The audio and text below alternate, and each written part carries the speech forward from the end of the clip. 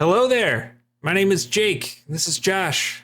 We played Dragons of Stormwreck Isle. I was a dungeon master. He was a player. And this guide is going to be our take on how to run the cursed shipwreck, which is chapter 3 of this module. If you haven't watched the Dragon's Rest video, I would recommend that you do that after you watch this, or maybe pause this, start that, come back, whatever you want to do. But yeah, there's going to be spoilers for this whole thing. So if you're not a dungeon master, I mean, it's great that you helped our click rate, but I guess you've been warned. So let's see what happens next.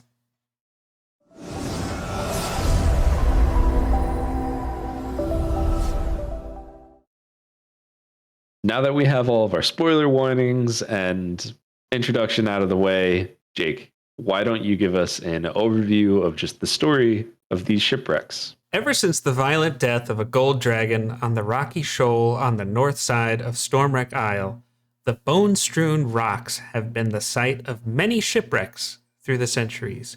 One such shipwreck left a lasting mark on the island. About 40 years ago, a ship named Compass Rose, carrying passengers bound for the cloister, wrecked on the shoal, killing all aboard. To the horror of the cloister's residents, those who drowned found their way ashore as shambling zombies. Since the loss of that ship, each new shipwreck has brought a fresh wave of zombie sailors to the island's shore. Fortunately, wrecks are rare, or they were until recently. Not long ago, a harpy or harpies, depending on the level of your characters, settled into the wreck of Compass Rose with its magically entrancing voice. The harpy has been luring ships to its crash on the shoal and feasting on the unlucky sailors. The sailors who escape the harpy's talons end up as zombies, menacing the people of Dragon's Rest. So Josh, we talked about the zombies and why they attacked Dragon's Rest in the very first session of everybody's adventure. If you're at least going by the book, it's because of this passenger. Her name is Aletha. She's on the Compass Rose. She's desperate to be reunited with her husband, Brastos, or if you're a fan of Only Murders in the Building, Brazos. But she was gravely wounded on the ship as it crashed on the shores of Stormwreck Isle, and in desperation, she called out to Orcus, the demon prince of Undead. Why she did that for help, I don't know. I feel like in the Forgotten Realms, there's about 1,000,001 gods to choose from. But this is what happened. This is why people are cursed and being reanimated. So here we are, Josh. Here we are. I have to imagine, or I like to imagine, that she didn't call out specifically to Orcus. She just called out. And when you call out and you don't have a specific person you're calling to, you're just going to get whoever answers. It's like like when there were payphones and like you just walk by one that's ringing. It's like, huh? Oh. Yeah, exactly. Wow.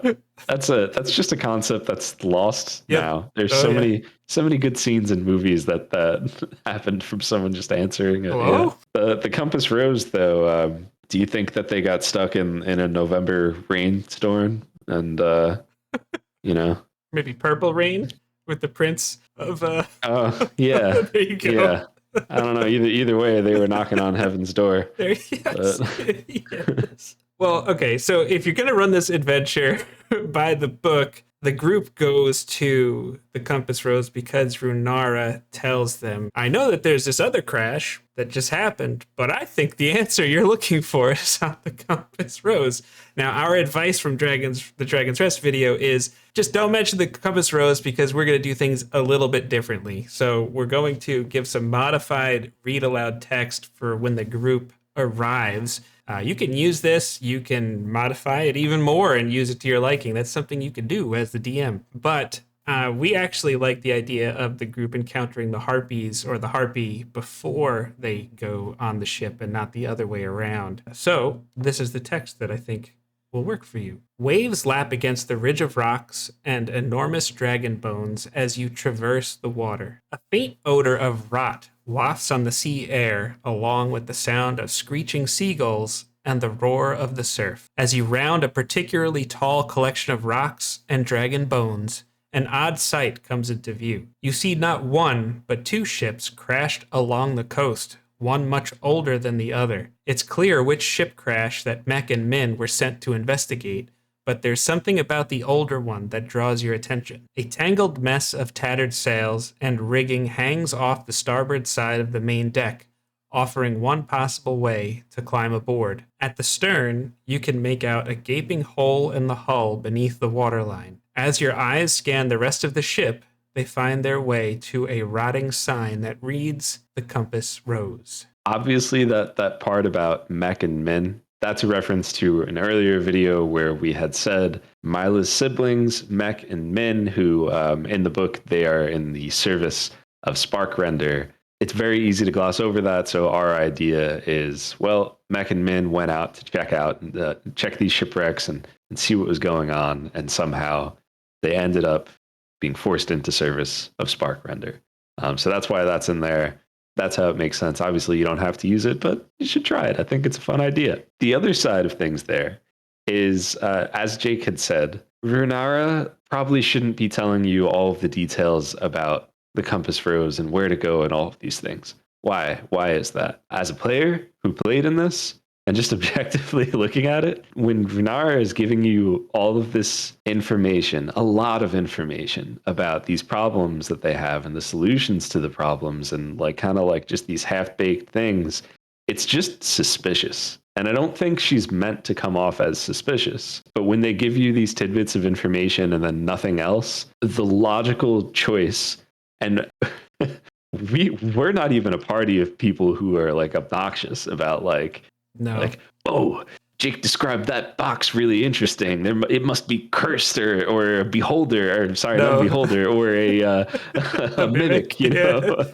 No, actually, if anything, I think our group is almost guilty of like RPing too much in a way, like of like, well, my character wouldn't think that. So like they just, that's how we roll with it. But here it's like, I don't know what other conclusion to come to. And if we're not that type of party to be obnoxious with it, that's a stereotype for a reason. There's a lot of people, a lot of players out there who will just be suspicious of things like that. Most of your players are going to be suspicious of Runara if you play her the way that she's written in the books. So do it however you'd like to do it.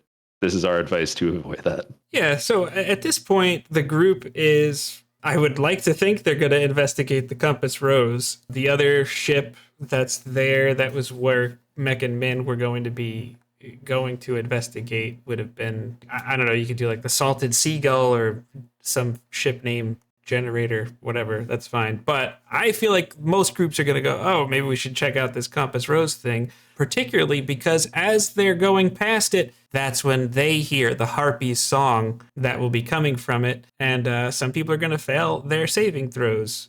In our group, we had at least one round of like, uh-oh, this could get bad real quick. But if you're level 1, there's going to be 1 Harpy. If the group is level 2, there'll be 2 Harpies here. And honestly, I think the details on the Harpies are pretty good here. I don't think you need to go crazy trying to modify this fight, especially because there is a decent level of danger here. And there's also more to the adventure. So it's not like there really isn't like a boss fight in this one, because I think there's like an undead boss and the Harpies. Like there's just 2 parts in the combat sections here.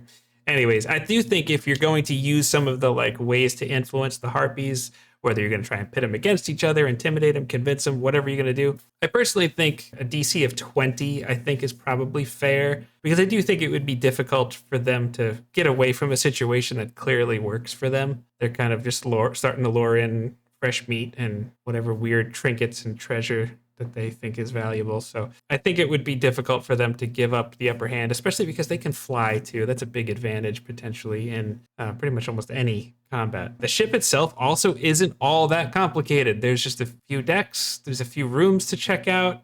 I really think the adventure module does a pretty good job. So I would just familiarize yourself with the features of the area, particularly there's like sections with like low light and how that actually affects perception checks. A lot of people don't realize that low light gives disadvantage on perception checks, which is why it's dangerous. Also, a neat thing about undead is that they fight to the death no matter what. That's something that not every creature necessarily even should be doing, but they're creepy, and I think there's a lot of fun ways that you could lean into that, whether you're playing creepy music at the table, whether you have some kind of funny voices, or jump at people all of a sudden quickly, and it's like great, I don't know, whatever you want to do, you can have some fun with that, and I think you're going to be in pretty good shape. Yeah, I totally agree here. I think that the design of the layout of the ships, the descriptions, the light conditions, all of that is really well done. And fun encounters too, right? Like the harpies give you an interesting challenge potentially.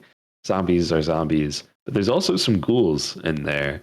And ghouls, there's the possibility of getting paralyzed. It's an easy save to make, but if you fail it, that could have some huge consequences. So there's definitely Yep. definitely some interesting encounter opportunities there. So this is a cool section. One thing I enjoyed from our playthrough is in section C8, the lower deck. There's a bunch of crates that you could search, and I just like rolling for treasure. I just think that's fun. And number 6 on the table that they give you is a spell scroll. It says with a spell scroll of command, which is sealed in a leather case. I ignored that part, and what I did was I actually just said, "Hey, let's randomize this." So I went to D&D Beyond. I just filtered out all level 1 spells, and lo and behold, there were 4 pages of them. You know what's really great for that is I said, "Hey, you got a spell scroll, roll a pyramid." "Oh, you got a 3?" I went to page 3. Guess what? There's 20 results on each page, at least at the time of this video. Cool, now roll a d20. And then I just counted down from the top, and I had random spell scrolls. I know we got a spell scroll of jump. I don't even know if we ended up using in our adventure or not, but it was kind of right there as something like you just never know. That's the kind of creative option that players could just have some fun with. It could turn into burning hands. It could turn into whatever it is. I don't know, cure wounds. I enjoyed that. I felt like that was a lot of fun. I guess there'd be some other ways you could randomize the spell scrolls. Yeah, I mean, another option, I think the way you did it is fun. Another way to do it could be roll a d8, and that's going to be for the schools of magic. And then just filter, whether you have a list in front of you in the book or whether you're on D&D Beyond, you could filter really by helps. the school. Yeah, for organization for sure. Filter it by the spell school, and then it's the same thing. Just roll dice or just look through it. So once the group has finished killing the zombies and the ghoul, the harpies, they're gonna come across a talisman that actually is like the braided hair of Alethea and Brastos, or Brazos, excuse me. And this is the thing that Orcus has like infused with necromancy, and that's the evil that is resurrecting or reanimating these sailors. And so there are some simple instructions towards the end of the module for how the group can destroy this talisman. They give a few examples. I think in this section, just roll with it and they'll be fine. Yes. Josh, you had some interesting thoughts. So I'll say two things. I mean, before that, I agree. Roll with it. This is an opportunity for your players to be creative and for you to let their solutions work, because it doesn't matter, right? It doesn't have to be what's in the book. It especially shouldn't be in the book, what's in the book, because what the book tells you to do is one of the solutions. Is your players understand that here's this talisman and it's been creating zombies. Oh my God, zombies! What, undead? Why is this happening? What's the solution? Take it to a graveyard. Take it to a cemetery. What? That doesn't make any sense at all. That's Let's bring like it to this more thing, dead bodies. yeah, you're like, I don't know what this thing is doing, but I know it's bringing people back from the dead. Maybe I should try burying it in a cemetery. It's like, no, that's insane. Look, if you want to do that, do that. I don't want to disrespect your table, but it just like logically, it's just wild to think that. To be fair, a lot of players do weird things, but yeah, I totally agree with you. I do think if, like, say the group is just kind of like, okay, so we had this talisman, now what?